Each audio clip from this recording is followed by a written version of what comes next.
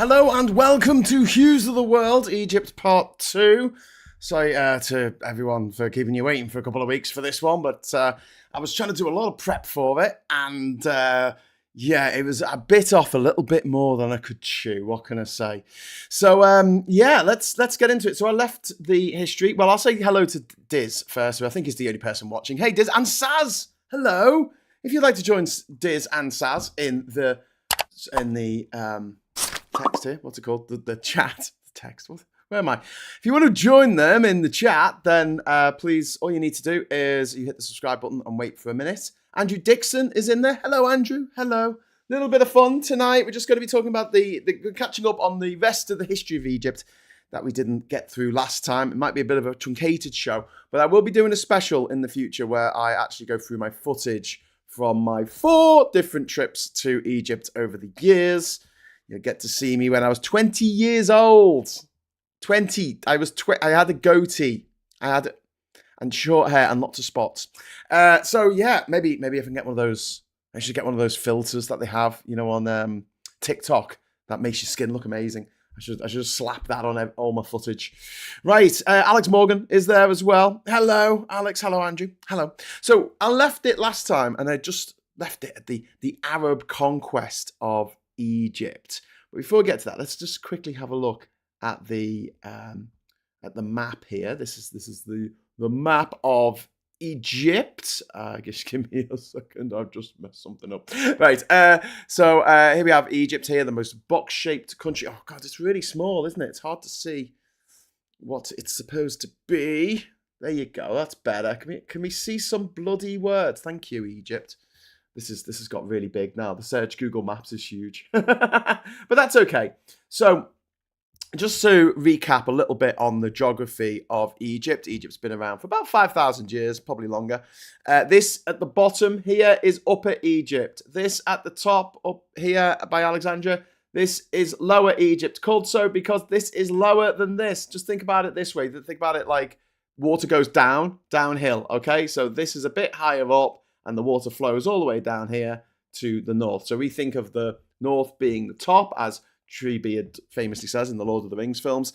I always like going south. It feels like going downhill. Well, yes. But in this case, south does not mean lower and north does not mean upper. So Alexandria and Cairo, probably the 2 most important places that you need to know in Egypt. But if we zoom in, there's some other wonderful, wonderful places that you need to know where they are at the very least. There is Aswan, which is home to, I'm sure, if we flick through here, we'll actually see the dam. This is the high dam and the new dam which created Lake Nasser here, the biggest man-made lake in the world here.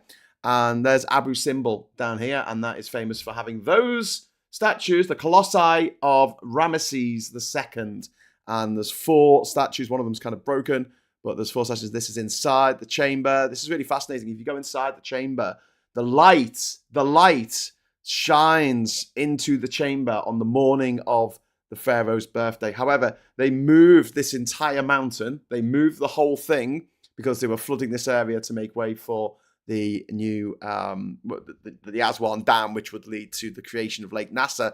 So they had to move the entire structure 100 meters up the road, which is just mad. It's just like the craziest thing that humans have probably ever done. But there you go. That's some pictures there of Abu Simbel. Well worth checking out if you're going down to Aswan.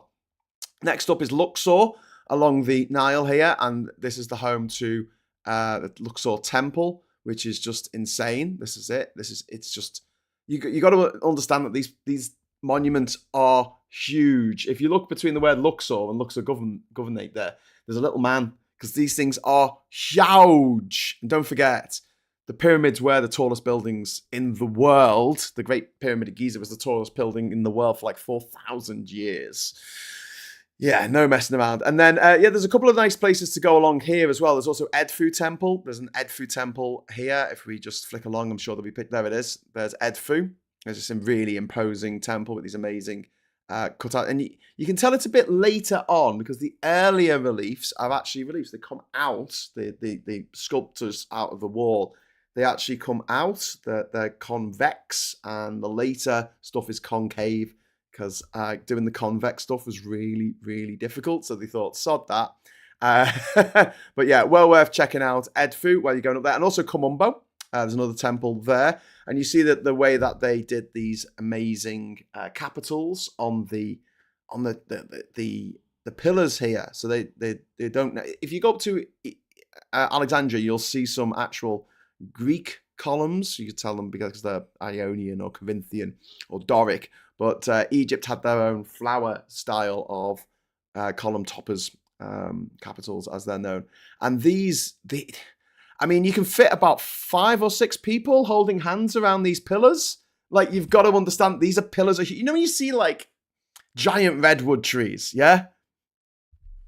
I mean, these pillars are just absolutely immense. See how fat they are? They are fat pillars, and often they're just one piece of stone. You know, it's just like, it is crazy. It is crazy how they put all this together. Okay, so we're going up the Nile here to the lower Egypt. Over here we've got Hurghada, which is famous for scuba diving. It's a bit of a resort town. There's a beach there. It's not very nice, the beach. It's the privatized a lot of it. You can only really hang out on the beach if you're staying in one of these kind of tacky places. I mean, that to me looks really fucking tacky. I don't know about you. Your mileage may vary. But yeah, Hurghada is a good place to do scuba diving. Not such a great place to do the old submarino thing that some Russians died in the submarine recently, didn't they? If we go up here to between the Gulf of Suez and the Gulf of Aqaba, we've got Sharm el Sheikh, which is another place that is quite famous for getting cheap flights to. Well worth checking out. Again, there's a lot of resorts there and things, but there's a beautiful, beautiful mosque, as you can see, and then there's lots of resorts. That's Sharm el Sheikh there, and then further up is Dahab, which is a bit more of a backwater. It's kind of like a little bit more laid back. You can do scuba diving there as well, I think, but it's not as touristy heavy as Sharm el Sheikh, and you probably haven't heard of it as much as Sharm el Sheikh. Suez, I wouldn't really recommend because it is just a big port for the cargo ships coming in and out of the Suez Canal. You can see these high rises here. There's a nice mosque, but apart from that, not much to be said. Also, Port Said or Port Said, another port city. It's very industrial. And yeah, I mean, you think of Egypt, you don't think of high-rise apartments, do you? But, you know, that's Port Said there. And over here, if we zoom in between, so this is the Sinai Peninsula. We're talking about this later because Israel actually took this over in, I think, the late 60s, but we'll get into that in a minute. And then around here somewhere, North Sinai, it's not actually telling me, this is annoying, terrain. Oh, I see. You can just keep pressing it. All right. Where's Mount Sinai? Anyway, it's not labeled here, which is really, really annoying. In fact, let's type in Mount Sinai so we can see exactly where it is. You may have heard of Mount Sinai, just because. There you go. Jabal Musa. Oh, well, that's why it didn't come up, because they call it something different. Anyway, Jabal Musa, or Sinai, as most people know it, is the place where Moses got the 10 Commandments. So here's my personal theory about the whole Old Testament thing, right? Famously, Moses ran away from Pharaoh, right? And the Pharaoh that he's supposed to have run away from is none other than our friend Ramesses II. This guy, okay? Ran away from him. And Ramesses II was the king. He was the Pharaoh of Egypt. Not long after the oh, hang on, that's no good. He not long after the reign of Akhenaten, who was the father of Tutankhamun, and Akhenaten was the guy who brought in monotheism, and so he told all of his priests and all the people in Egypt that they had to follow this one god, Aten, right? And then he died, was deposed or whatever, and they put Tutankhamun on the throne, and he took over, right? Now, what's interesting is there's less than 100 years, I think, between the fall of Akhenaten and what we think of as the time when the Exodus happened of the monotheists from Egypt. Okay, so don't think of them as Israelis or Jews or proto-Christians or whatever. This is the monotheists being driven out of Egypt during the reign of Ramesses II. So my theory is that they were a cult that left the safety of Egypt, and they headed into the Sinai, where they wandered for 40 years. And it's not that big. I mean, it's a few days walk, but I mean, and they dabbled around here. This is the Jabal Musa. This is Mount Sinai, and you can actually climb up there, which is really cool. There you go. That's what it looks like from the top. I've got a picture of me holding some tablets, like pharmaceutical tablets, at the top. I thought it was funny. I thought I'd have 10 tablets, and then someone told me there was only 2 tablets. They had 5 commandments on each. But yeah, I don't know where Moses got all of this stone from to make these tablets, in these very, very stony mountains. It's a mystery. Anyway, so yeah, and then we can have a look over here. We go to Sirah Oasis. It's a really interesting part of Egypt. Sirah Oasis has been a populated oasis for thousands of years, and it's one of the oldest sort of parts of Egypt, and it was for a long time, and it still is in some respects, the big gay capital of Egypt. If you're going to be gay, Sirah Oasis was the place to be gay. They sent a lot of people who were found to be gay off to Sirah to go and live, because they didn't want them living in the cities and gaying them up. Nodding the wing to Pride Month this month, obviously. And we've got Cairo. Obviously, Cairo's pretty famous. I don't think you need any introduction to Cairo, the capital. It is huge. It is massive. That's the Lotus Tower. Oh, shit. Hang on. I just lost it. Go back. There's Nile. There's the Lotus Tower there, which is actually on an island. See, look. See, there's islands in the night in Nile. There's Mahdi Island, and there's actually roads on this particular island here, which is kind of cool. I'm sorry that the sort of weirdness around all the text, it's just the way it's gone while I've zoomed in. And over here is the Giza suburb. And what you might think is a little bit mad is that if you go to the Giza necropolis, which is on a plateau far above the city, you can obviously see the pyramids. For most of the pictures you ever get of the pyramids, right, they look like they're in the middle of an actual desert, like they're in the middle of nowhere, right? You're looking at these pictures, oh my God, they're so far. But the reality is this, okay? I'm going to just try and get my little man and drop him. Let's see if we can drop him down here. This is right next to the pyramids. Like, this is what it's like. It's just in the middle of suburbia. Which you might find a little odd, to say the least. But yeah, can we see the pyramids from here? Can we see them? Yeah, there you go. There's the pyramids. You can actually see that. I think that's a pyramid over there. It's kind of cray-cray. But there you go. Let's have a look at the map again. Let's expand the map. Giza, Necropolis, Great Pyramid. There's a Great Sphinx. Okay, so check this out, right? If I go here, right? Okay, so people selling stuff. Right. Sphinx, okay? How do I reduce this shit? Okay, get down there. Right.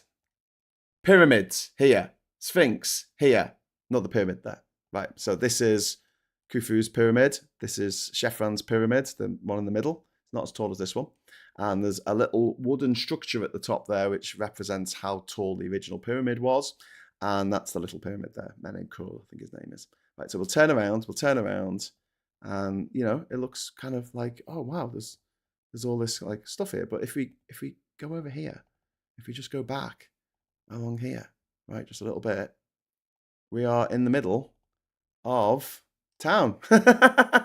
And this is where everyone comes in. And if memory serves me correctly, I can't go over here. Oh, that's annoying. Why won't you let me go over there? You bastard. There's a toilet just there. But, maybe they got rid of it. Ooh, that'll be interesting. But when I was here last, there's a Sphinx guest house. I mean, whatever. When I was here last, I shit you not, there was a KFC. Oh, that might be it there. Is that it? Is that the KFC? There's like a KFC here. You could literally sit in the KFC, and there's a Pizza Hut upstairs and look at the pyramids, which was bloody insane. To be honest, it looks like they got rid of it. Oh well, never mind. Can we go back in time on this thing? Can we? Can we? I stayed in the hotel over the road from them, says Cyrus. Yeah, it's crazy times. Anyway, so that is, let's zoom out a bit. So that's the Giza necropolis. And then if you go down here, there's a few places that I've mentioned before when I was talking about the original pyramids. So Saqqara and Dashur here are really important. So if you go to Saqqara pyramids, that is Zoser's step pyramid. That was the first true pyramid that was designed by Amenhotep, the original Amenhotep, the original designer of pyramids, and they were like this. They were like this, and that's I think that last one there. I think that might be the ruined pyramid. I think it is. That's a pyramid that fell down, or a temple that fell down. But there you go. That's Saqqara, and that's Zoser's step pyramid. And then you go to Dashur. This is the bent pyramid. It's called the bent pyramid. Talking of certain races. So they started building it at quite a steep angle. And they got so far, and then they started building a smaller angle. This is the testing ground out here in Dashur of of how to build pyramids. Like they were trying to suss out how to do it and how to make them so they didn't collapse. But that's it. That's a bent pyramid there, and also you can go inside the bent pyramid. So that's actually a shot from inside, and go into the funerary room. But yeah, there's other pyramids there as well. They only seem to have the bent pyramid there. All right, that's fine.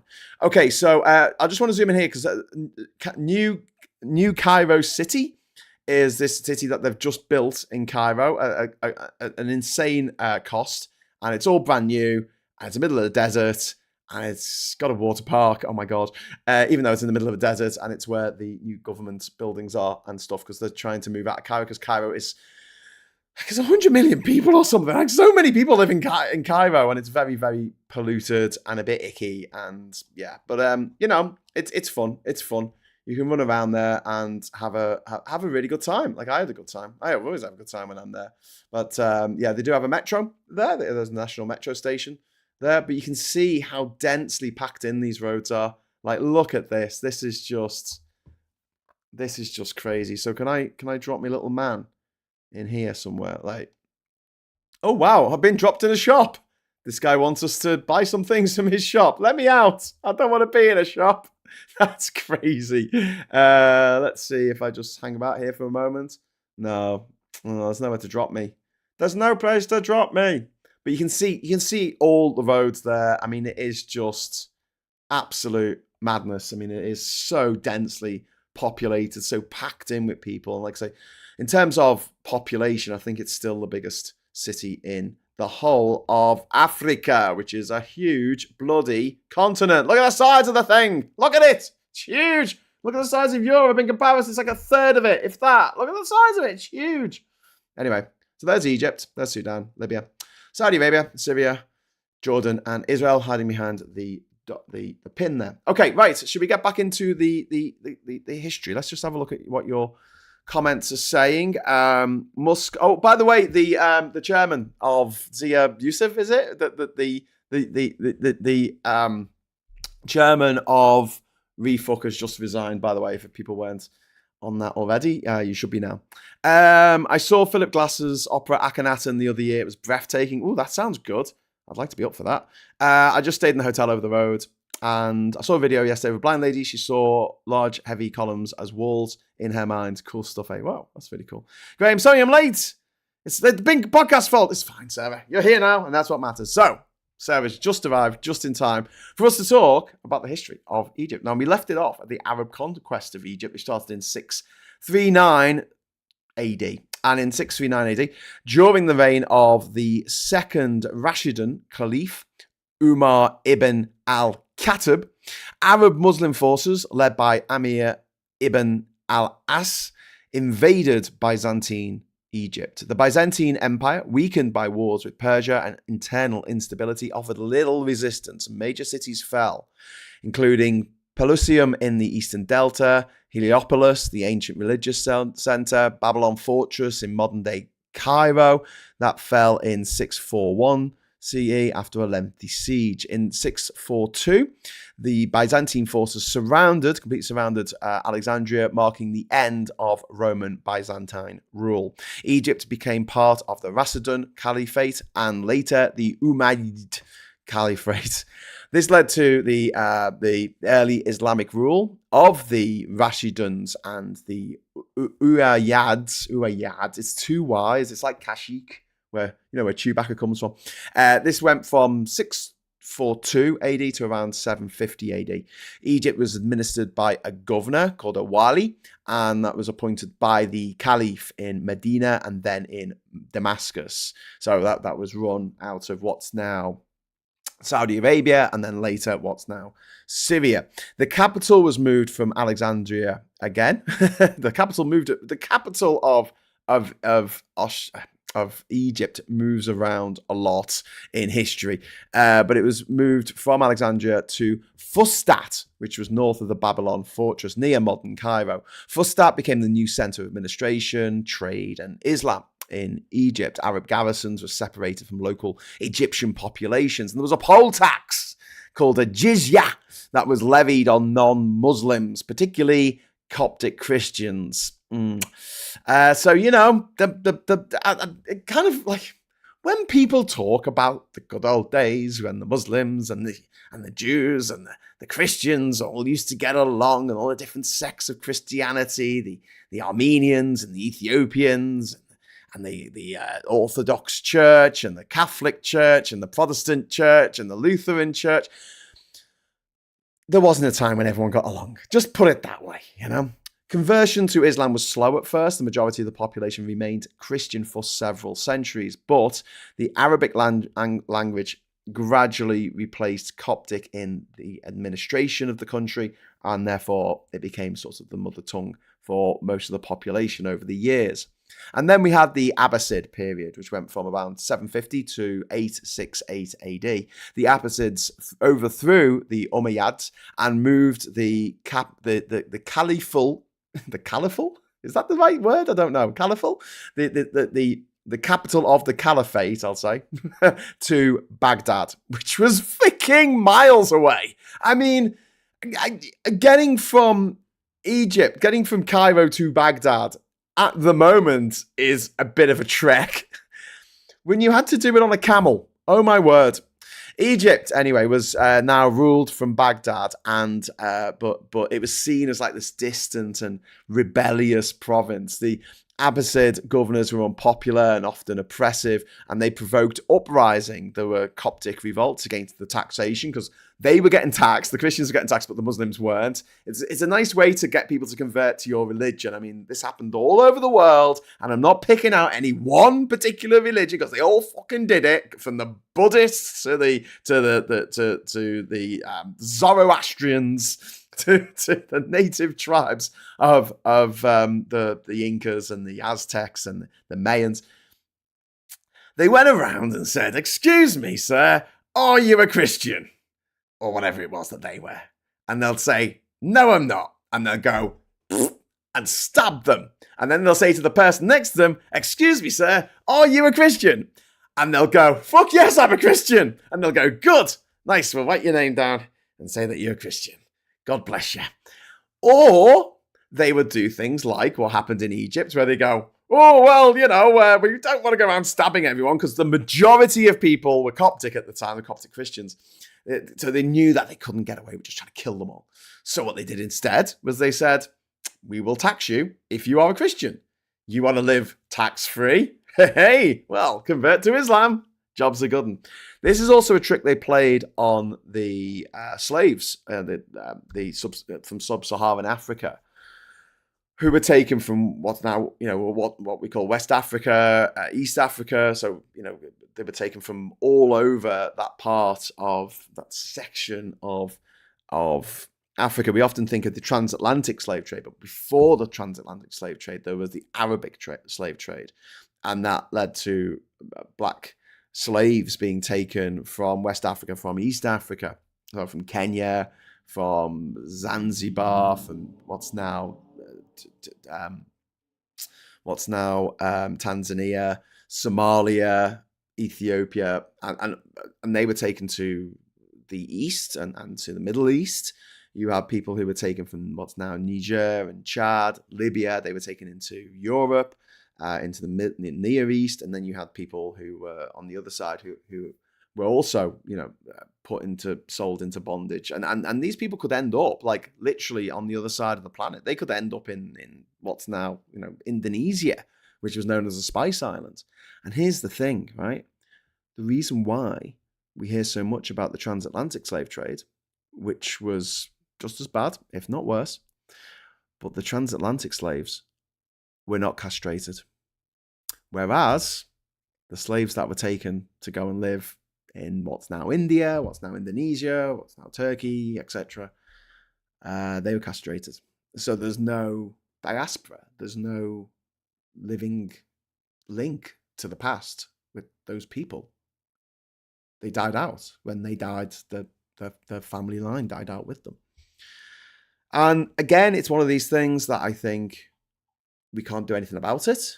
I don't think there's any point in demanding reparations at this point because it's just not the way the world works, unfortunately. I would encourage Arab countries to say sorry and maybe pay some reparations, but in order for them to do that, not reparations, make some investments in these countries that they raided for many, many centuries. However, having said that, we need to lead the way. Britain needs to lead the way. How about Belgium leads the way and admits what it did in Congo, in what's now the Democratic Republic of Congo? How about that it pulls down all the statues of Leopold II Day? How about that? Anyway, back to Egypt. So I get off my moral high horse now. Let me get off of that thing. Bedouin raids continued in the Delta against the rule. Despite unrest, this period saw the further spread of Islam and the Arabization of administration and the decline of Coptic institutions. The Nile Delta became more thoroughly integrated into the Islamic world, both economically and culturally. And this led to the Ptolemid dynasty, which went from 868 AD to about 905. In 868 AD, Ahmed ibn Tulun, a Turkish general and an Abbasid appointee, effectively declared autonomy from Baghdad, which is now in Iraq, clearly. He built a new administrative capital, which was called Al-Qatari, which was adjacent to Fustat. He founded the Mosque of Ibn Tulun, which still stands today, one of the oldest mosques still in Cairo in its original form.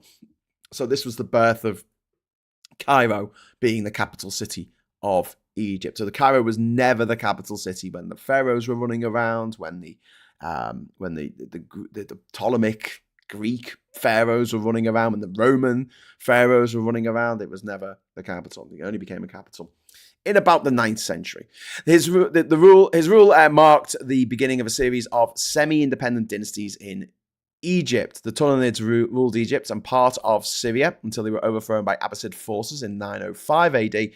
And then along came the Ishidid dynasty in 935. Muhammad ibn Tugh al-Ikshad, another Turkish general, was granted hereditary rule of Egypt by the Abbasid Caliph. His dynasty ruled Egypt, Hijaz, and even parts of Syria. Continued autonomy from Baghdad. Well, they enjoyed continued autonomy from Baghdad while still paying a nominal tribute. Tribute, I should say. It's not tribune, is it? A tribune's a person, a tribute is the money, I think. Something like that. Anyway, this was a relatively peaceful period. There were good relations at this time between Muslim and Coptic communities. Generally speaking, rule became increasingly decentralized and dependent on military elites. And this led to the Fatimid Caliphate, which ruled from 969 AD to around 1171. In 969, Egypt was conquered by the Fatimids, a Shia Muslim dynasty originating from North Africa, so from modern Tunisia. The Fatimids claimed descent from Fatima, a daughter of the Prophet Muhammad, and saw themselves as the rightful caliphs, rivaling the Sunni Abbasids. So this was a country where you had Coptic Christians, and then along comes the Muslims, and they say you've got to be a Muslim, and they say, okay, but we're Sunni Muslims. And then some Shia Muslims come in, and they say, no, you're the wrong flavor of Muslim. So anyway, their general, it was a guy called Jawar al-Sikili, he captured Egypt and founded a new city, which was Cairo.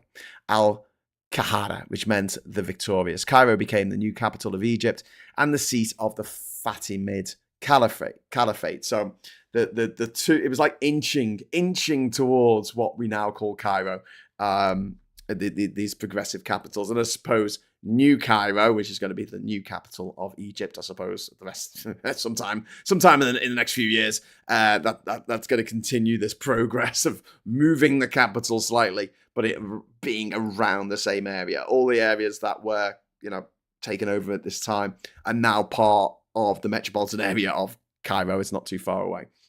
Anyway, Cairo under the Fatimids was a heady time. They constructed the Al-Azhar Mosque, which evolved into the Al-Azhar University, a major center of Islamic learning and Shia theology. Cairo rapidly expanded in size and prestige, becoming a hub for science, astronomy, philosophy, calligraphy, manuscript production, a trade with links to the Red Sea, the Mediterranean, the Indian Ocean networks. And while Fatimid doctrine was Ismaili Shiism, Sunni Islam and Christianity were tolerated, and many Copts actually held senior positions in the government. Egypt became the wealthiest and most powerful state in the Islamic world by the 11th century. But then, what goes up must come down. There was a period of political strife and decline. Despite cultural flourishing, Fatimid rule was marked by frequent court intrigues, assassinations, and factionalism. And the empire suffered from internal divisions between the Berbers, the Turks, and Sudanese troops. There was rising power of viziers and generals. There was natural disasters and famine, most notably in the 1060s. And the Fatimid hold over Syria, the Hijaz, and North Africa began to crumble. And then along came the Crusades. In 1099 AD, the First Crusade captured Jerusalem. And the Fatimids had ruled Jerusalem before the Crusaders, but lost it to the Seljuks shortly before. Fatimid Egypt, weakened internally, failed to stop the Crusader advance. As the dynasty weakened, powerful viziers like Badr al-Jamali and later Shawar became kingmakers. In 1171, the Kurdish general Saladin, acting under the Sunni Ayyubid. Sorry, my mouth's not working anymore. Ayyubid banner, they abolished the Fatimid Caliphate. Egypt rejoined the Sunni Abbasid fold, ending 2 centuries of Shia rule. 2 fairly prosperous centuries of Shia rule, as it happens. And this gave way to the Ayyubid. I don't know how you pronounce this. It's Ayyubid. Ayyubid, I would say maybe. It's Ayyubid. Tell me how you pronounce that in the chat, because I'd love to know. Ayyubid dynasty, which ruled from 1171 to 1250. After abolishing the Fatimid Caliphate in 1171, Saladin, also known as Salah ad-Din Yusuf ibn Ayyub, established the Ayyubid dynasty, a Sunni Muslim dynasty of Kurdish origin. Saladin ruled in the name of the Sunni Abbasid Caliphate in Baghdad, but it was effectively independent. Again, this idea that we're being run by Baghdad, but they're kind of doing our own thing. He rebuilt Sunni institutions, restored the Friday Khutbah in the Abbasid Caliphate's name. Caliph, the leader is the Caliph, and the ruler, the name for the king is Caliph, and the word for kingdom is Caliphate. Anyway, he strengthened ties with traditional Sunni centers like Baghdad and Damascus.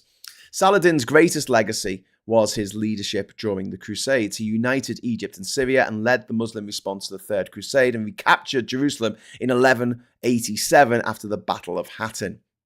as in Derek Hatton, kind of, spelled different. His chivalrous reputation was respected even by Christian chroniclers. And under the Ayyubids, Cairo grew into an Islamic cultural and military center. Reinforcements were enhanced, and Saladin began the building of the citadel of Cairo.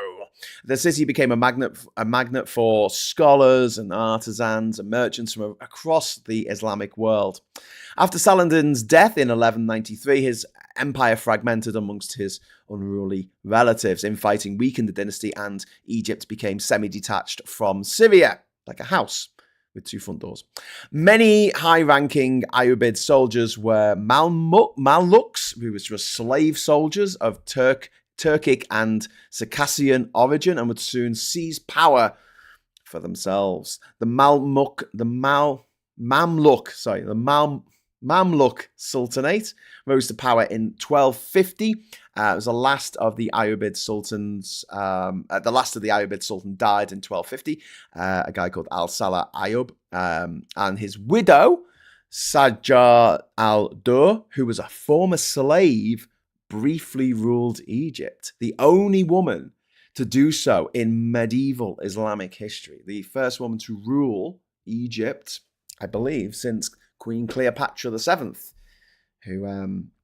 of Antony and Cleopatra fame, who we talked about last time. The Bahri Mamluks, originally based on the island of Rada in the Nile, they took control, and Egypt was now ruled by a military caste of freed slave soldiers who chose their own sultans. The Mamluk Sultanate would last over 250 years and become one of the most powerful Islamic empires of the era. And Mamluk Egypt was a world power with these amazing military achievements. They defeated the Seventh Crusade in 1250. They captured King Louis IX of France. They defeated the Mongols at the Battle of Ain Jalut, which was in 1260, the first major Mongol defeat and a turning point in world history. They expelled the last Crusader strongholds from the Levant by 1291. If you ever get to go to Syria, you can visit one of the Crusader castles, the Crac de Chevalet, which is well worth checking out. They protected the Islamic holy cities of Mecca and Medina, securing legitimacy. And the political structure was no hereditary monarchy. Sultans were chosen by senior emirs, and as in emirates. The power shifted between the Bahri, the Turkic, and the Bohri, the Circassian factions over time. And political instability was frequent, but the military elite remained fairly cohesive and dominant. Cairo under the Mamluks became the de facto capital of the Islamic world once again after the Mongol sacking of Baghdad in 1258. The Abbasid Caliphate was symbolically revived in Cairo under Mamluk protection. The city at that time flourished architecturally. They built hundreds of mosques, madrasas, hammams, and caravanserais. Notable examples include the Sultan Hassan Mosque, the Al-Nisir Muhammad Mosque, and the Al-Muaz Street Complex. The Mamluks invested heavily in education, endowments, and Islamic law. They hosted international scholars and pilgrims and merchants from West Africa to Central Asia. And this was the golden era, really was, of mathematics and science, because in the West, in Western Europe, this was essentially the Dark Ages. Do you know what I mean? The Middle Ages. This is a time when any kind of innovation was seen as witchcraft, and a lot of the innovations that we use today, like algebra, come from the Middle East. They gave us algebra, bastards. But also, if you ever look up into the night sky, a lot of the names of the stars come from this time, like the red star of... Is it red? The bright star of Taurus is called Aldebaran, which means the eye of the bull. And there's lots of stars that have their name that came from Arabic. It's not a European name. It's not a Latin name. Anyway, so Egypt controlled the Red Sea trade routes at this time. It was vital for spices from India and from Southwest Asia, the Spice Islands, which are now known as Indonesia. It served as a commercial hub linking Europe, Africa, and Asia. And if we could just go back to the map for a moment, you can see why. Like, there were spices coming from here, Indonesia. Yeah, they had to come through here. Anything coming up from south of Egypt here through Sudan, you really had to follow the line of the Nile River along here. If you were going overland or you'd go by the sea, either way, you would pass through Egypt, and that's still the case today. The Egyptian Suez Canal is obviously one of the most important conduits for trade in the world. And then anything going into Europe from here had to go through there. Like, Egypt, really, when you talk about somewhere that was a crossroads of civilization, Egypt is that crossroads. I mean, just look at it. Just look at where it is. That is just the perfect place. It is the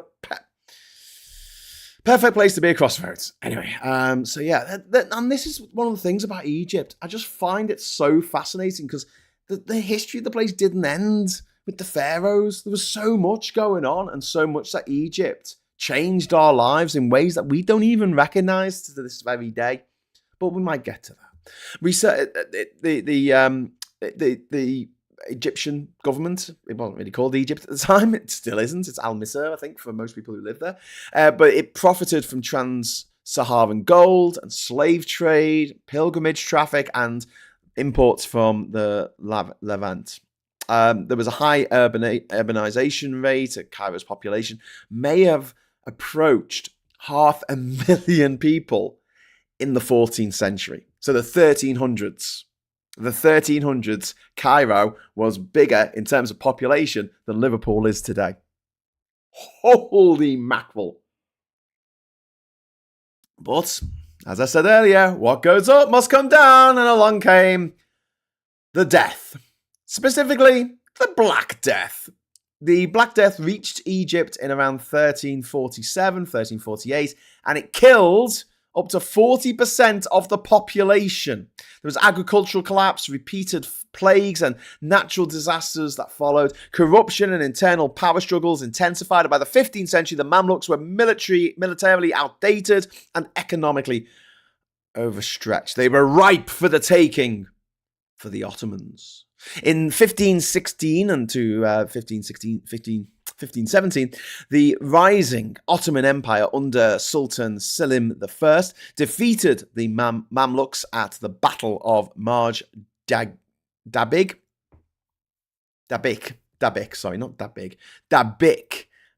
in Syria in 1516. Then there was the Battle of Ridanya, which was in Egypt in 1517. I'm getting this calculator here. And the last Mamluk Sultan, Tamon Bey II, was captured and executed. Egypt became an Ottoman province ruled from what's now Turkey through Mamluks continued to serve as local governors for centuries afterwards. Then there was the rise of Muhammad Ali, much later on. This is around the 18th century, so you had for a good few hundred years, the Ottoman Empire ruled over Egypt, and then Muhammad Ali, who ruled from his rise was from around 1805 to around 1848. And he was an Albanian officer in the Ottoman army. Muhammad Ali seized power after a power vacuum in post-Napoleonic Egypt. So before this, Napoleon spent some time in Egypt, of all places, and apparently his troops used the Sphinx as target practice, and that's how the Sphinx lost her nose. That might be apocryphal. I do not know. In 1805, he was recognized by the Ottoman Sultan as Wali, the governor of Egypt, but ruled as an autonomous monarch in all but name.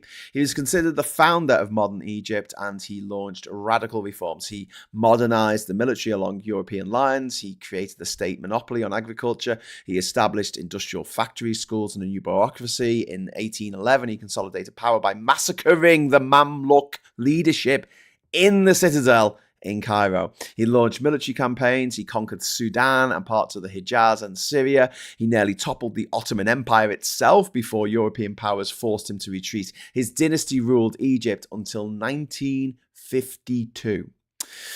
The Suez Canal and European intervention started around this time under Muhammad Ali's successors.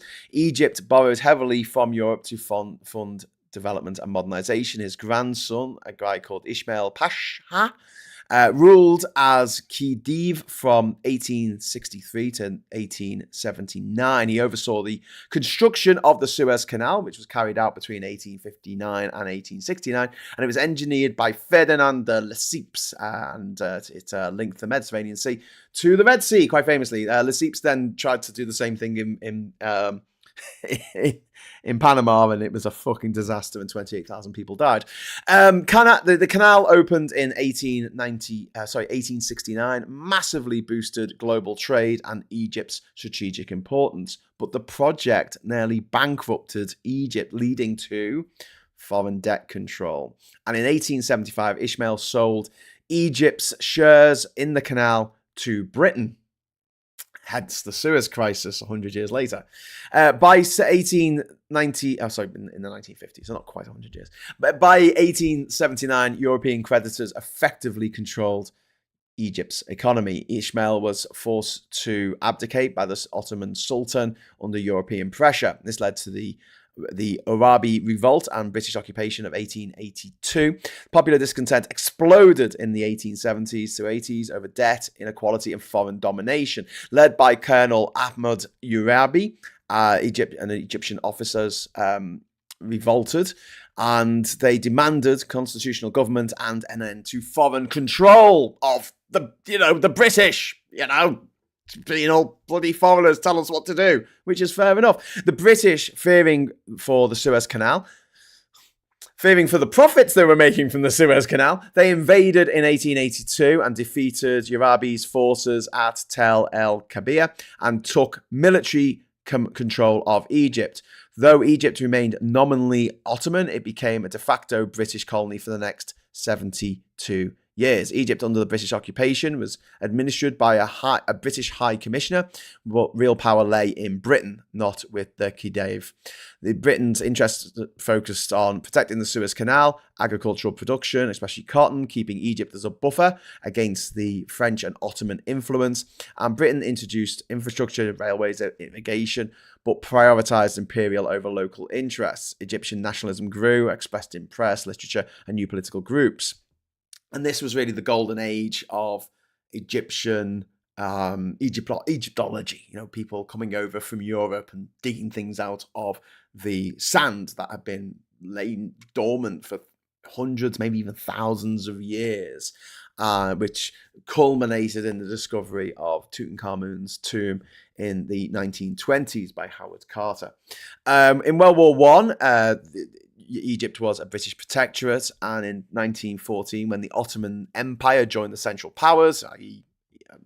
Austria, Hungary, and Germany, Britain formally declared Egypt a protectorate, and Sultan Hassan Camel was installed to replace the deposed Khedive Abbas II, severing formal ties with Istanbul. At this point, Egyptians were drafted into Labour Corps and war burdens fell heavily on the poor, which led to the 1919 revolution, which led them on the road to independence. After World War I, nationalist leader Said Zaghloul demanded Egyptian independence. When the British exiled him. I was going to say excited him then. When the British excited him, he got very excited though. When the British exiled this guy, mass protests erupted across Egypt and led to the 1919 revolution with students and workers, women, farmers, one of the most widespread uprisings in Egyptian history. Railways were sabotaged, strikes paralyzed the economy. Britain responded with force, as you might expect. Ultimately, though, it led Britain to unilaterally declare Egypt independent in 1922, ending the protectorate, but with conditions. Britain retained control over defence, foreign policy, and the Suez Canal, which led to the Kingdom of Egypt from 1922 to 1953. Faroud I became King of Egypt in 1922. His son Farouk succeeded him in 1936. Egypt had a parliamentary monarchy, but was plagued by British interference, weak constitutional power, corruption, and factionalism. The nationalist Wafd Party, led by Syed Zaghloul, won elections and pressed for full independence. In 1936, Egypt signed the Anglo-Egyptian Treaty. Britain agreed to withdraw troops from most of Egypt, retain the right to defend the Suez Canal and maintain a military presence, though, of course they did. And then along came World War II. Egypt was a major theatre of World War II, especially during the North African Campaign and a famous Battle of El Alamein in 1942, with decisive Allied victories against Rommel, the Desert Foxes, our Axis forces. If you ever watch the movie Ice Cold in Alex, or as they call it in America, Desert Attack, Jesus. If you watch Ice Cold in Alex, they're trying to get to Alexandria and the road is under Nazi control and they have to not take the road. So they have to go through the desert to get to Alexandria. And what they're going to do when they get to Alexandria is all have an ice cold beer. In the book, it's a different brand, but in the film, it's a Carlsberg. Egypt's infrastructure and economy were heavily used by the Allies, and after the war, nationalist resentment surged again. Britain continued to occupy the Suez Canal zone. Economic disparity worsened, and King Farouk's government was seen as corrupt and ineffective. Anti-British riots escalated in the late 1940s and early 1950s, and that led to Black Saturday in 1952. Violent anti-British riots in Cairo after a deadly British raid on an Egyptian police station in Ismailia. The discontent with King Farouk and British presence and economic stagnation paved the way for a military coup, which they called the Free Officers' Revolution. Not as in three, I mean as in free, as in like free as a bird.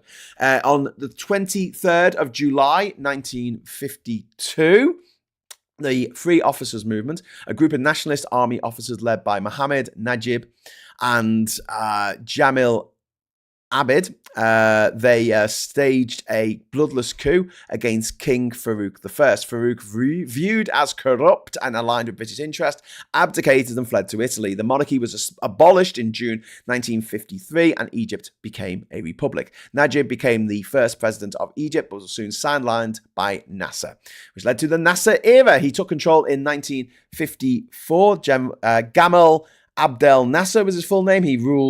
His rule marked a new era of Arab nationalism, socialism, and Cold War non-alignment, playing off both sides against each other. A bit like, fistful of dollars. He nationalized banks, industries, and large land holdings. He introduced land reform, redistributed land to peasant farmers. He suppressed opposition, especially the Muslim Brotherhood, and he promoted pan-Arab unity and aligned Egypt with other non-aligned nations during the Cold War. So they were third world countries. So the first world were aligned with the Allies, the US, the UK, Western Europe. The second world was allied with Moscow, the USSR, Eastern Europe. And the third world were non-aligned. So technically speaking, Ireland, next door to us here in the UK, they were a third world country because that's what the original meaning was. That's why we changed it to like developing countries. And this all led to the Suez Crisis of 1956, when Nasser nationalized the Suez Canal in the July of that year, triggering military intervention by Britain, France, and Israel. Despite initial occupation, international pressure from the US and USSR forced the invaders to withdraw. We asked the US for help, and they said, fuck no, you're on your own. Nasser emerged as a symbol of Arab resistance and independence, and then Egypt united with Syria in 1958 to form the United Arab Republic, UAR. If you ever look at the flag for Egypt and the flag for Syria, they're very similar, and that's the reason. There used to be one country called the United Arab Republic for 3 years. Syria withdrew in 1961, but Egypt retained the United Arab Republic name until 1971, which makes it really easy if you get an old globe to try and suss out where it is. Have a look at Egypt and see if its name is Egypt, or see if it's the United Arab Republic. And this also was the time of the Six-Day War, which took place in June in 1967. Egypt and its Arab allies fought Israel, and it was a catastrophic defeat. Egypt lost the Sinai Peninsula and the Gaza Strip, which were part of Egypt. Thousands of Egyptian soldiers were killed, and Nasser briefly resigned but returned after massive street support. Nasser died of a heart attack in September 1970, which led to the Anwar al-Sadat era. So Sadat ruled Egypt from 1970 to 1981. He succeeded Nasser. He shifted away from Soviet alignment and towards the United States and Western Europe. He introduced the Infitah, the open door policy, and he liberalized the economy. He encouraged foreign investment.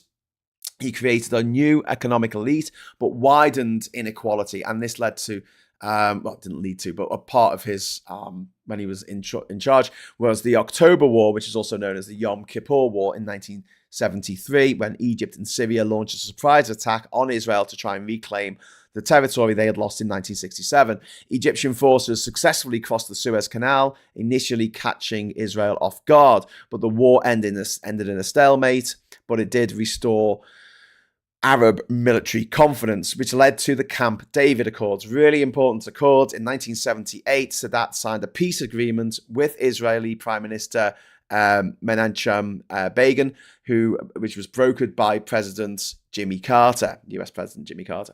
Egypt became the first Arab country in return to recognize Israel, and they got Sinai back in exchange. Sadat won the Nobel Peace Prize, but was condemned by much of the Arab world. He was then assassinated in 1981 by Islamist soldiers during a military parade in Cairo. And this led to the era of Mubarak, who I think that anyone around my age will recognize that name, because Mubarak led Egypt from 1981 to 2011. Hosni Mubarak, he succeeded Sadat and ruled for 30 years, the longest serving Egyptian leader since Muhammad Ali. He continued economic liberalization, privatization, Western ties. He ruled under emergency law for nearly the entire 30 years of his presidency, and political dissent was heavily repressed. Opposition movements were tightly controlled. The foreign policy was to maintain peace with Israel. He received billions in US military and economic aid. He supported the US efforts in the Gulf War and the broader war on terror. But this led to unrest and decline, and economic inequality, youth unemployment, and corruption worsened. Islamic insurgencies flared in the 1990s, and we saw a horrific, I think it was in Abu Simbel, there was dozens of tourists murdered in, I think it was 1998, were butchered in Abu Simbel. And I actually visited Egypt in 1999. So like, it obviously didn't put me off, but Egypt is one of the most famous countries in the world, and the pyramids are some of the most famous monuments in the world. And people want to go to Egypt. And the last thing that the government of Egypt needs is for people to be scared to go there because they think that it might get attacked. So obviously, tourists became a bit of a target at that time for these military Islamist groups, militaristic Islamist groups, to try and make a point. But 2005 elections saw limited political reform, but real power remained with the Mubarak regime.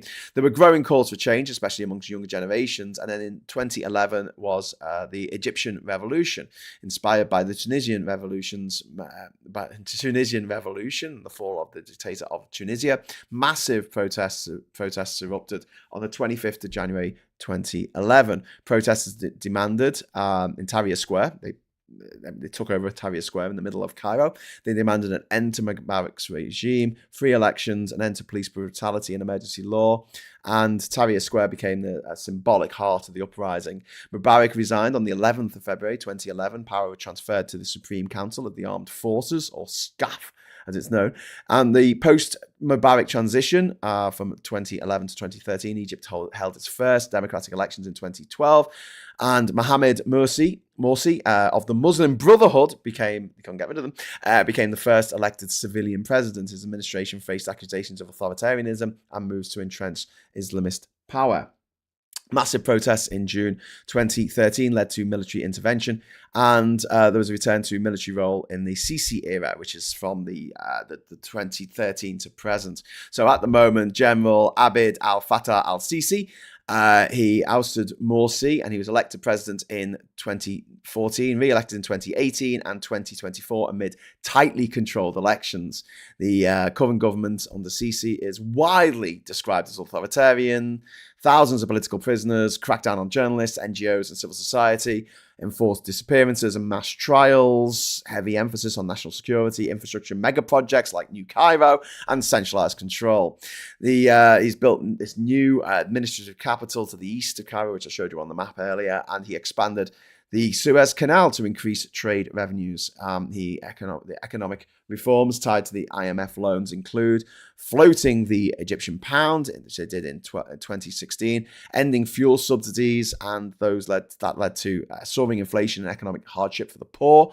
Ongoing issues include high public debt, unemployment, over-reliance on military-controlled businesses, and Egypt today has a population of over 110 million, the largest Arab country and the third largest in Africa. It's youthful, it's dynamic, but it's facing political repression, economic pressure, environmental and water concerns, especially over the Grand Ethiopian Renaissance Dam.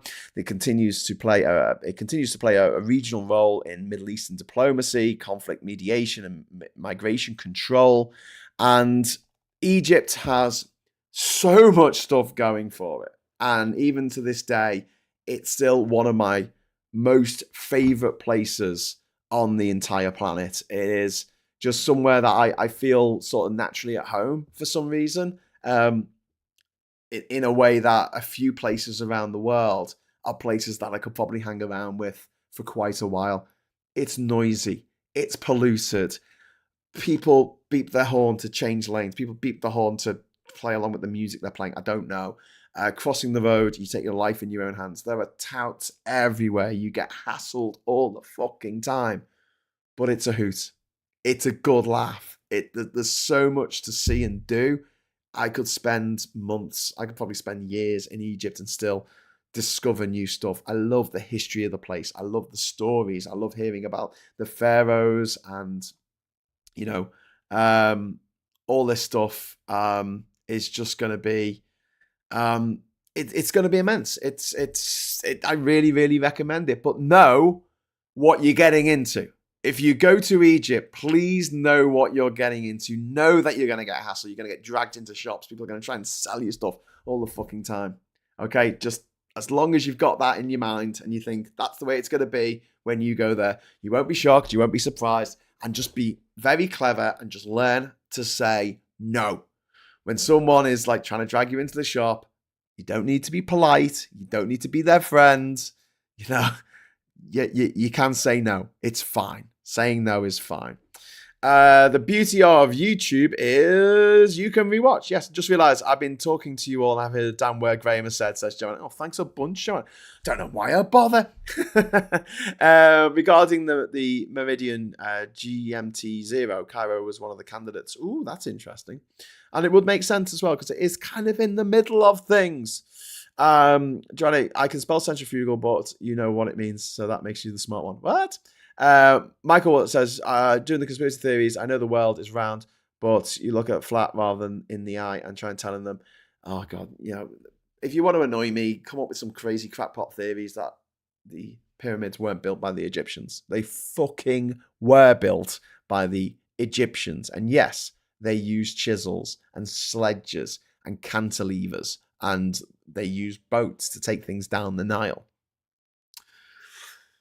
big blocks of stone. They took it down the Nile on boats. They slid it over the sand on sledges. They built massive apparatus around the pyramids.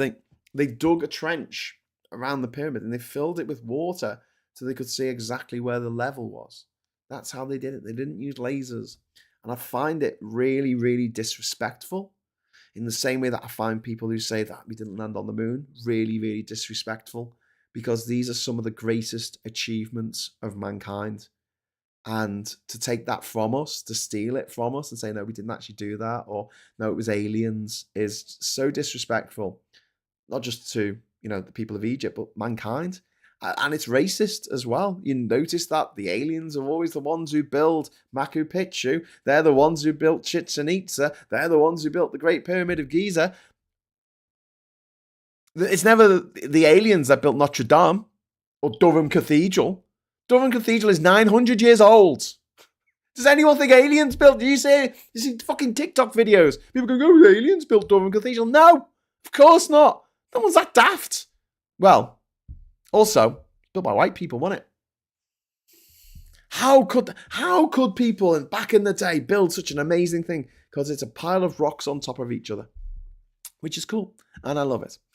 I love it. Cairo is the fastest growing city in the world at the moment. I'm repeating this. I haven't independently fact checked. They definitely weren't in denial, so they could build the pyramids. You have a piece of Egypt in Liverpool, Mo Salah. Yes, we do. But yeah, I'll talk a little bit. I can't stay around forever, but I was going to talk a little bit about my travels in Egypt, and I'll just tell you, because obviously I haven't got my video all set up. But I first went to Egypt in July 23rd, same day as the revolution. July 23rd, 1999. I flew to Cairo with a couple of friends. And we joined a Kamuka expedition to travel around Egypt, and that was absolutely phenomenal. We went from Cairo. We travelled down to Abu Simbel, and I'll show you on the map actually where we went. So started in Cairo up here. I'm sorry that the letters are so chunky, and we started in Cairo, and then we went down all the way to Abu Simbel. And then we travelled up to Aswan. And then from Aswan, we got on a felucca which is one of the little boats. So if you go onto Aswan here, you see these boats in the water? They're called feluccas. And we sailed up to Komombo. We went to Komombo Temple. And then we went further up, and we went to Edfu here. There's Edfu. And then Luxor's up there. I think we went to Luxor next. And then we went out into the desert. I don't know where we went in the desert. We went, I don't know, Port Said. Hang on. How can Port Said be there as well? That's very strange. Paris? What the hell? It's just making up names of places that shouldn't be there. There's a place called Paris there as well. Yeah, we went out into the desert. And then we went up to, along it, we went over to Hurghada. So I think we went from Luxor. I think we went to Quena here, which isn't very nice. Look, that's not very attractive. One of the things you'll notice in Egypt that a lot of the houses haven't been finished, and the reason for that back in the day, I don't know if it's still the case, but essentially you didn't have to pay property tax if your house wasn't finished. So people just live in unfinished houses. It hardly ever rains, so you don't need a roof. So you've got all these bits of rebar sticking out the top of buildings, and they just go, it's not finished. Not finished. So I think we went along there. We went to Hurghada, where I had my first scuba diving lesson. That was fun. And then we went back up here to Cairo. And then we went over through Suez. We went over to the Mount Sinai. I climbed up Mount Sinai in the middle of the night. I'll tell you a little story. So we were down in Aswan in the south of the country, in Upper Egypt. And there was an old man. And he's sitting there by the river, and he says, "Come talk to us. Come to." So we go and sit with this old man. He must have been in his 80s, and he says, "Where are you from?" And we said, "We're from England." And he says, "I know the Queen of England." Oh, do you? And he's like this old man. He's like, broken English. "I know the Queen of England." We were like, "Really?" He goes, "Yes, and I know something about the Queen of England that no one else knows." And I said, "Well, what's that?" He said, "The Queen of England never uses this finger." And we're looking at each other, going, explain. Like, what? He goes, you know why? You know why she doesn't use this finger? Because this is my finger. I guess you had to be there. It was very funny. Another reason why I love Egypt, because everyone's just really friendly. Yeah, I mean, there's a lot of people who want to drag you into their shops, but then there's people who just want to talk to you. And if you can try and suss out which is which, then bonzalicious. Yeah, Saz, thank you so much for the £5 super chat. Thank you for all the info on Egypt. Much appreciated and enjoyed. I love Egypt too. Yay, I got a super chat. Woohoo! This wasn't all in vain. Learning all this stuff about Egypt wasn't all in vain. Thank you. That's really kind of you. And keeps this channel afloat, keeps us going. And then I went to, we came down here and we went to Mount Sinai. And you climb up Mount Sinai in the dark. The reason being is you get to the top and then you get to the top and then you watch the sunrise from the top, right? The thing people have done for hundreds of years, possibly. Now, there's two routes up Mount Sinai. There's the easy route and there's the hard route. And I was on the easy route with a group of other people from my tour. And I ended up walking ahead of them. And then I ended up on it was dark. I mean, you really had the torches to see. There's no street lights or anything. And I ended up on the hard road, the difficult path to get up to the top. And I didn't know. And I turned around to try and find my friends and try and find the rest of the group and couldn't find them. I was on my own. So I just keep going up. I think, well, if I'm going up, I'll get to the top eventually. So I'm going up. They've got these steps going up. And eventually I get to near the top. And I am absolutely parched, like you would not believe. My torch is running out of batteries. Back in the day, we didn't have mobile phones. This was 1999. I wasn't that posh. So I barely had an email address. So I get to the top, and I'm parched because I've run out of water. I brought water up with me, and I've drank it all. So I had like a big bottle of water. And there's a little Bedouin guy. So the Bedouins are the people of Egypt who sort of roam about in Egypt. They don't necessarily have a fixed abode. So they'll be the Romany people, I guess, of Egypt, if you want to call them that. And there was a guy and he was asleep on a bench. And I wake him up. I said, I'm really sorry, but have you got any water? This is obviously a trader, you know. And he goes, yes, no, my friend. And he jumps up and he pulls the sheet back. He's got like a blanket over his stall. And in his stall, he's got all kinds of stuff. He's got like chocolate bars and stuff. He's got Coca-Cola. He's got water. He's got all this. I said, just some water, please. So I give him some Egyptian pounds and I get me water. And he says to me, where are you from? And I said, I'm from England. He goes, whereabouts in England? I said, I'm from Liverpool. And he's like, oh my God. And he's wearing one of those robes that they wear down there. It's just like a sort of a thick cotton shirt that goes all the way down to your feet. You know, like a cassock, like what a priest would wear. He's wearing one of them and it's buttoned up here. And he unbuttons, pulls it open like this, like Superman. Pulls it open. He's got an old Crown Paints Liverpool Football Club top on. And he's like, Michael Owen! And I'm like, yeah, Michael Owen. I'm an Evertonian. I'm just like, yeah, Michael Owen. Oh my God, I can never escape. Liverpool. Anyway, so I reunited with my friends and we watched the sunrise and Ozzy went on to play a great show. Anyway, so back to the map. Little telling you about what I've been up to in Egypt. We then went to Dahab, and it was Dahab. I was in Dahab. I was on a beach in Dahab in August 1999 when there was a full eclipse of the sun that went across the UK. And I wasn't in the UK. I was in Dahab. So I only saw a partial eclipse. But what was interesting is this part is the Gulf of Aqaba. It's very calm. The water's quite calm there usually. I mean, it's not doesn't have much wind and things like that. And it was really calm. The water's like a lake. But then when we knew that the eclipse was starting, we got these mad like waves coming in. Not like huge waves, not like surf waves or anything. But these like larger than a ripple just coming in. It's like, whoa, the moon is doing stuff. It's so really cool. Do you know what I mean? Like the moon was doing stuff, which was very cool. And then we went up to Taba up here, and we got the boat over to Aqaba, and then we travelled through Jordan. We went to Lawrence of Olivia's house. Lawrence of Olivier? What the hell is wrong with me? Lawrence of Arabia's house.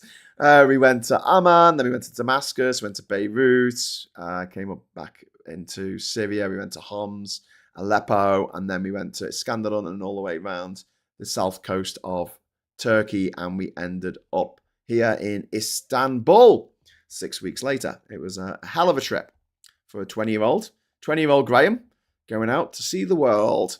Anyway, so I came back.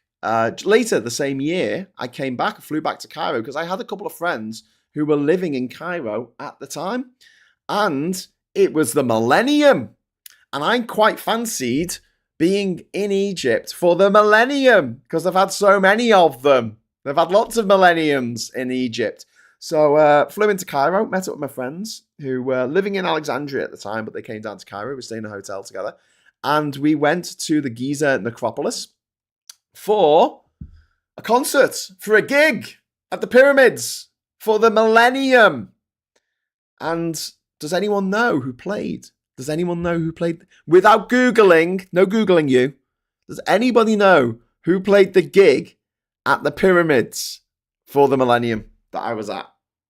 Question for you. But yeah, so we went to that. I'll let you try and work out who it was, or maybe you'll look it up. I don't know. And then we went up from Cairo to Alexandria. And I hadn't been to Alexandria before. Spent a few days in Alexandria, which was really, really cool. Really enjoyed it. Got to see the fact that the lighthouse, the Pharaohs of Alexandria, isn't there anymore. But, you know, there's a fort that was probably built with the blocks from it. And since I've been there, there's been some developments, like there's a new library that's been built in Alexandria to replace the old one. It's quite modernist, but whatever, what you're going to do. And also in this bay here, if I just zoom in, see here, they've found loads of Cleopatra shit, like Cleopatra stuff. The Pharaohs, Jean-Michel Jarre says, Diz, you are right. It was Jean-Michel Jarre, the son of Maurice Jarre, who did a lot of musical composing for films. The guy who did Equinox. No, he didn't do Equinox. What's it called? He did the Penguin song. The song about the penguin. I can't remember any Jean-Michel Jarre songs now. Quick, tell me some Jean-Michel Jarre songs. It was great. We thought that he had a mad mullet, but it turned out to be a scarf. It was quite cold. It was mad though. We had to smuggle the booze in, and we could only get this whiskey that was really, really dodgy. No, it was vodka, and it was called Fineland vodka. Fineland with an E. And we were like, and we had to. I think we played rock paper scissors for who had to have a swig of it to make sure they didn't go blind. Yeah, a little bit irresponsible. In my defense, I was only 20 years old, so come on. Anyway, so one of the lads that we were with, Ben, his name was, he had a swig of it, and we were like, you can still see? There's just one of me? Yeah, he's like, yeah, I can still see. And what we did was we got a bottle of lemonade, and we poured out the lemonade, or we drank it, and then we poured in the Fineland vodka, and I think we had like 3 different bottles, and 2 of them got caught on the way in, and 1 got through. 1 bottle of alcohol got in. So we sat at the back during the celebrations. It was quite exciting, and they put on a fucking hell of a show. Like one hell of a show. It was quite immense, but not as big as Glastonbury. The 12 Dreams of the Sun. That was the name of the gig. It was that. It went on all night. It went on until the wee small hours, and it got light, and God, it was freezing. I don't think I've ever been so cold in my life. I didn't quite realize how cold it gets in the desert, on a desert plateau, in the middle of winter in Egypt. I was like, oh, it's Egypt, it's fine. You know, I don't need woolly gloves. You need woolly gloves and a duffel coat and a sleeping bag.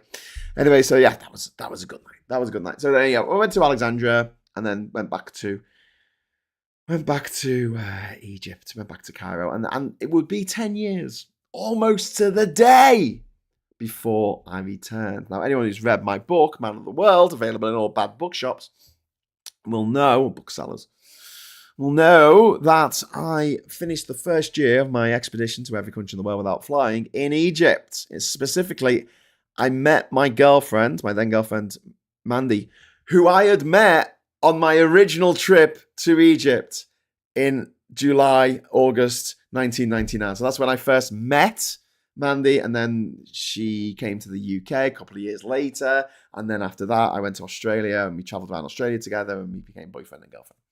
I hadn't seen her for a year because I'd been traveling around the world. And I had this mad plan because I thought I was going to do the whole thing in a year. Well, I realized now that was my ADHD, thinking that I could do more than I could actually. But I bit off more than I could chew, to put it mildly. But yeah, so I decided 10-year anniversary of me being there for the millennium. Fuck yeah, I'm gonna fly to I'm gonna not fly to Egypt. I had to get there, and I seem to have loads of time. Like Mandy, she bought a ticket from Australia to get to Egypt to meet me. I was in Madagascar at the time. I was like, it only took me a few days to get from the mainland of Africa across to Comoros, across to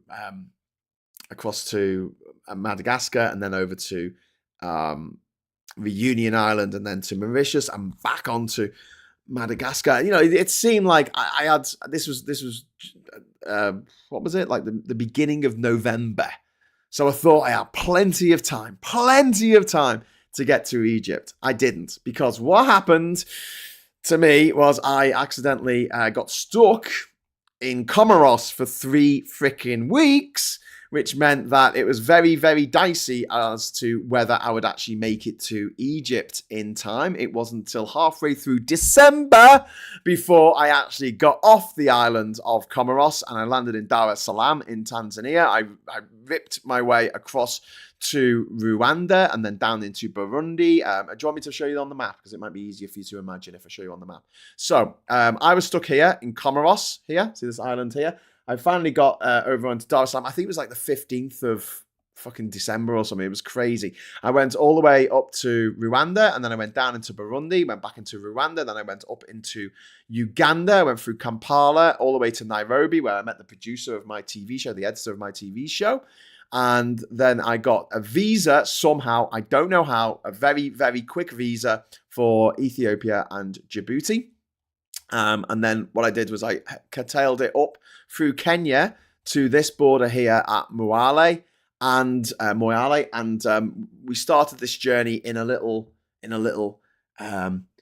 school bus, a school minibus from Japan. It had like little Japanese cartoon characters all over it. It wasn't really the all-terrain vehicle that we needed. So in the end, after 2 days, and we barely got out of Nairobi. I think we got about here. I managed to get on a different form of transport. I think I got on top of a truck or something that took us to Marsabit here. We stayed in Marsabit for the night, and then headed up to Malali the next day on top of another truck or something like that.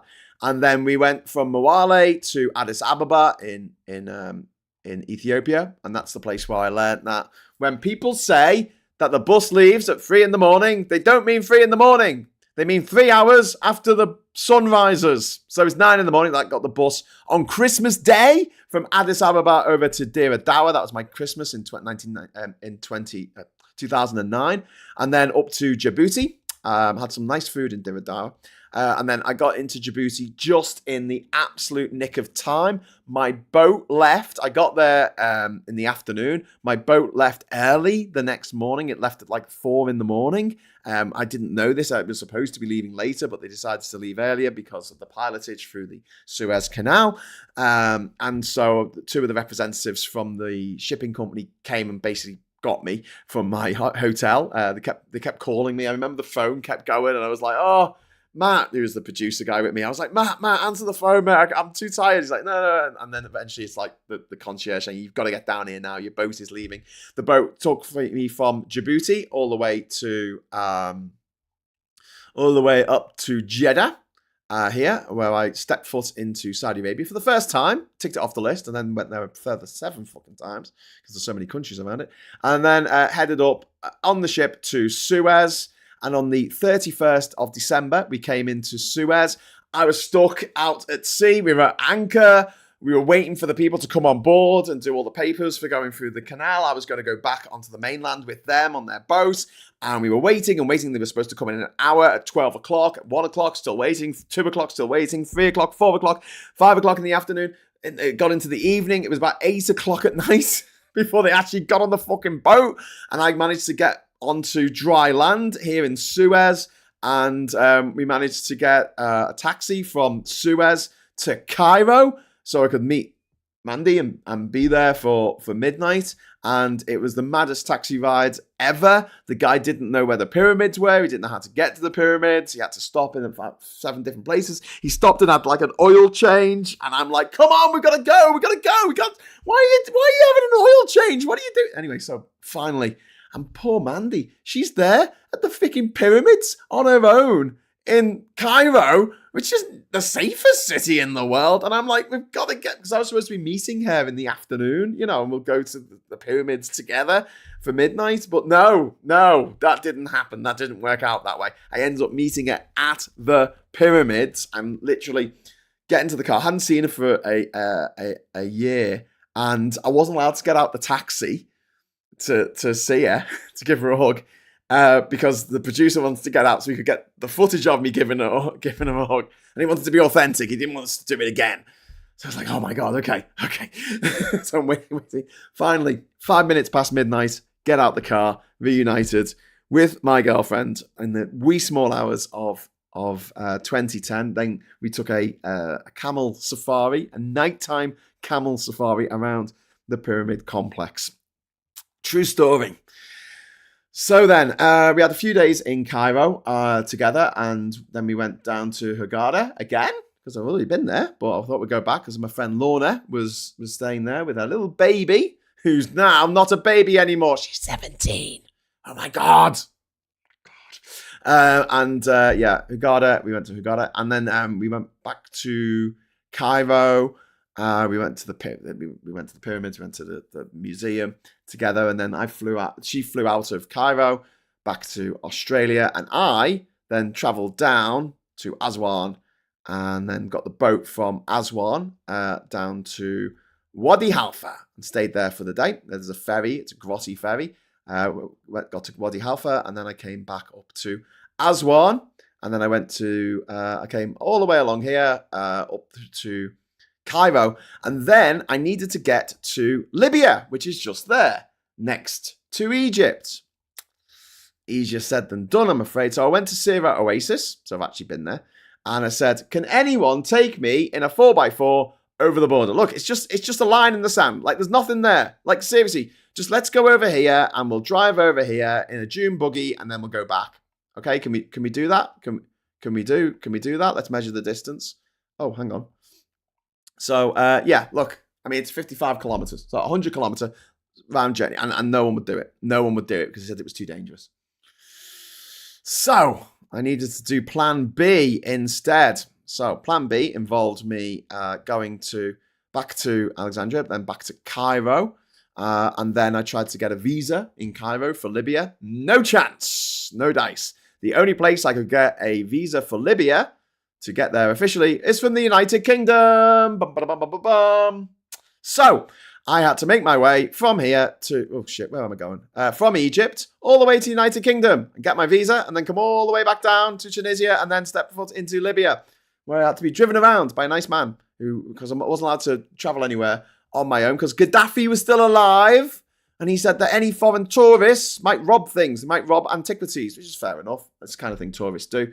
So I couldn't possibly comment. So that was my third trip to Egypt, and then my fourth trip to Egypt was in 2012, and it was in December 2012. Funnily enough, I seem to have gone to Egypt 3 times in the middle of winter. It's a good time to go to Egypt because it's not that hot. Anyway, the story this time was that not to harp on about my journey too much. But the last countries I needed to visit were the Maldives over here, the Seychelles over here. This was the high-risk zone for Somali piracy. Wasn't getting in there. So eventually I managed to get a boat from Kerala, which took me in India, which took me from Kerala to the place here.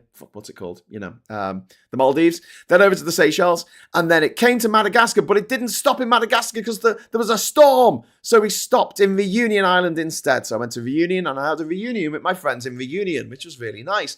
And then after spending a few days in Reunion and watching Barack Obama win the election. Oh shit! Why have I gone so white? Why have I gone like super? Look at. 1 second. 1 second, please. 1 second.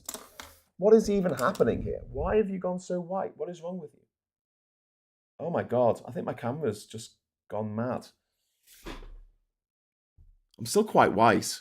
Oh well, I suppose I can live with it. Right. Where was I? Sorry. I was in Reunion, and then I found out there was a Maersk ship that was leaving from Mauritius and going to Durban in South Africa. So I got on the ferry, which went from Reunion to Mauritius, and it was great. And they had Arnott's pizza shapes on there. And then I headed down to Durban on the Maersk ship. And then I travelled from Durban up to Harare in Zimbabwe. And then I went up to Lusaka in Zambia, which I felt good about because I'd only stepped foot in Zambia in my original time going there. So, over the border here from Malawi. So this time I actually spent some time in Lusaka, which was nice, the capital. Then I went all the way across here to Tanzania. And then from Tanzania, I went up to Nairobi. And then from Nairobi, I did the same journey that I'd already done once before through Kenya, going north, crossed over the border again at Mwale. I can't believe I did this. Oh, hang on. No. Sorry, I'm getting ahead of myself. Got to Nairobi, and then I went to Kampala. Because my last country was South Sudan. Sorry, I missed that out. Jesus Christ. Talk about imposter syndrome. So South Sudan here. Hello, South Sudan. So I had to get over to Juba. So I went to Kampala. I got a visa for South Sudan in Kampala. This was the newest country in the world at the time. So when I was traveling in, God, I'm really overblown. Hang on. Let me just try and get this a little bit darker. It's ridiculous. This is ridiculous. I don't know what's happened to my camera. It's gone mad. It's gone mad in its old age. Oh, that's a bit better, isn't it? I need a producer. I need a camera operator. Anyway, so when I was traveling, I had a list of 200 countries around the world that I needed to get to. Anyone seen the Map Men episode about how many countries there are in the world, in which I feature as a cameo with my mum, being played by Jay and the other guy. I had a list of 200 countries. So it's 193 members of the UN, plus Taiwan, Kosovo, Vatican City, Western Sahara, Palestine, and then I counted the home nations of the United Kingdom as 4 different countries instead of the UK, so I had number 3. So I had this nice round number of 200, and then South Sudan became a country in the summer of 2011 when I was in Australia. So I had to get back from Australia, but I had to go to the Maldives and the Seychelles anyway, so it kind of worked out all right because I probably would have had to do something similar anyway. But South Sudan wasn't a country. When I started my journey, it became a country as I was traveling. So I made my way up through, so this was the route that I took. I went from Durban to Zimbabwe, to Zambia, Tanzania, up to Kenya, and then over to Kampala here. In Uganda, I got a visa. That's the capital. I got a visa in Kampala for South Sudan, and I met a friend in Juba. Oh no, did I meet him in Juba? I met him on the border, and he had a bottle of champagne for me, which was fantastic. So that's why the last country on my list was South Sudan, because it wasn't a country when I started, and I have been to all the other 54 countries of Africa, including Western Sahara. I just hadn't been to South Sudan. Anyway, so now this border here is a bit of a bastard between South Sudan and Sudan because there's lots of fighting on that border. So forget that. So I had to go back down through Uganda to Kampala, and then over to Nairobi, and then up into Ethiopia, and then I went to Addis Ababa. Now, when I went to Sudan on the first part of my journey, I could get a visa from Cairo really easily. I could get one in a day, in a few hours. Wasn't so easy in Addis Ababa. It can take up to 6 weeks to get the visa. Now, I had told my then girlfriend, which wasn't the Australian girlfriend, unfortunately we split up, that I would be back in the UK for the end of the world, which I think was the 2019. Someone tell me, when was the end of the world going to be? Was it the 21st of December 2012? I made the joke about getting back for the end of the world. And anyway, so I was stuck in Addis Ababa for a week or so trying to get a fucking visa in December. And I was like, I've got to get back. Anyway, so eventually I begged and pleaded and cried enough and they let me have it. And then I went to Khartoum. I stayed with a lovely family in Khartoum. And then I travelled up to, where did they go? Somewhere around here. It's not marked on the map, you bastard. I got the bus up to the pyramids up here.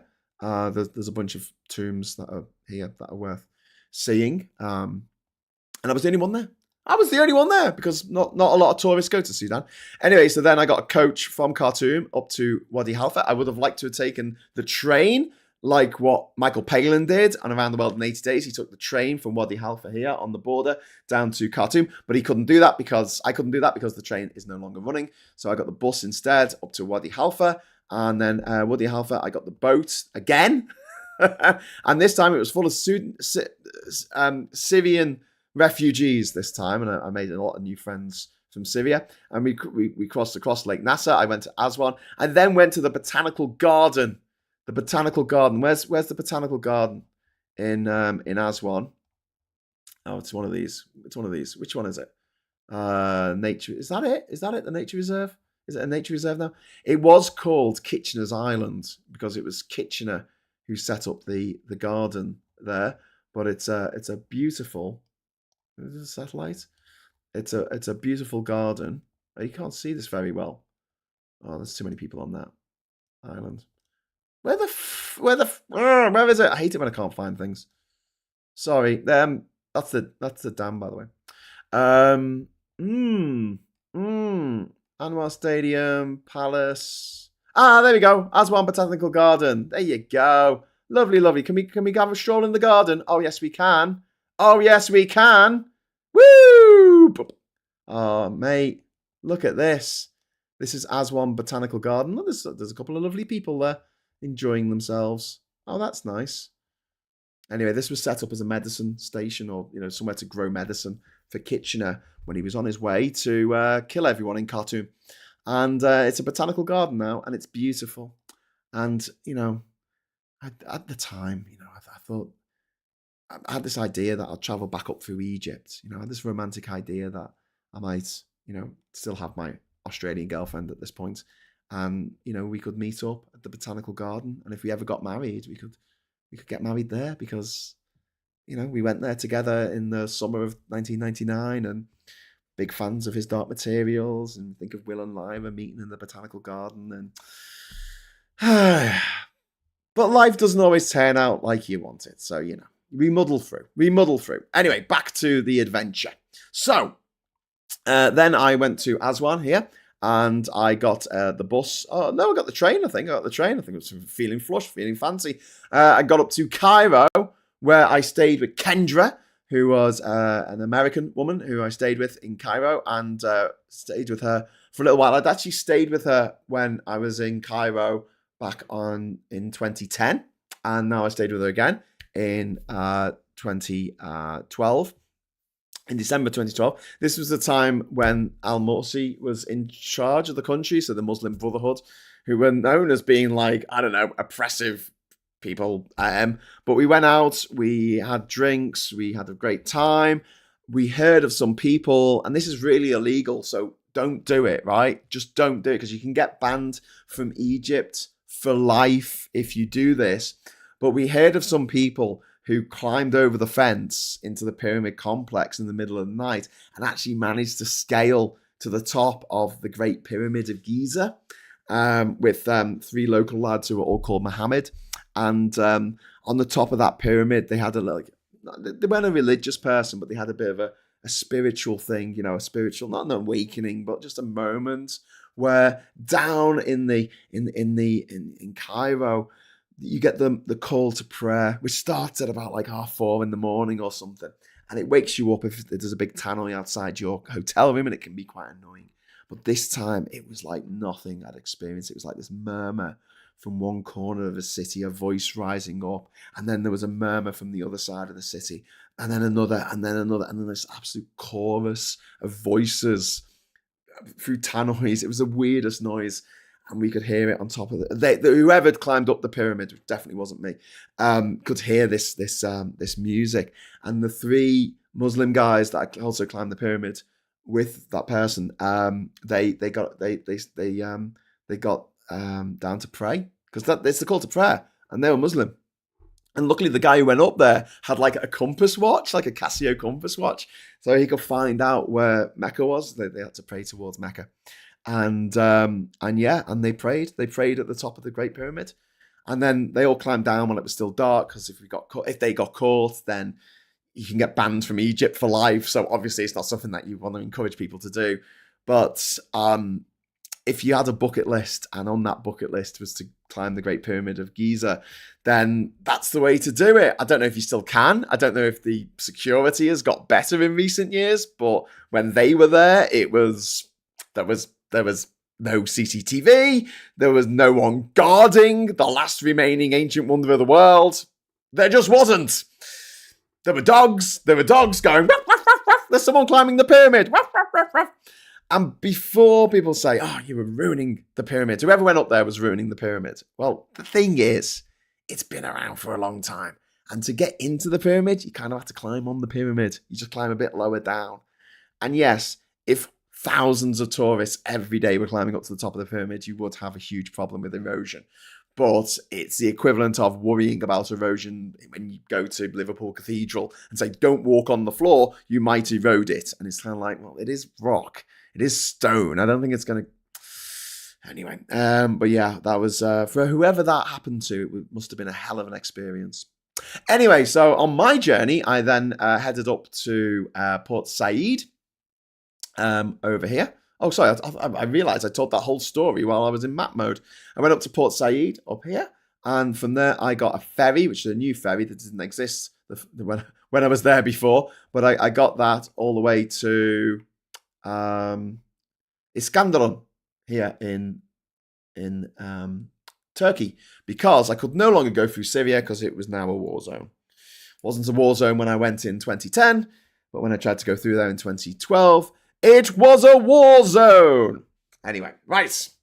So I am going to leave it at that. I've got to pick my beautiful girlfriend up from the train station, so I'm going to head out now.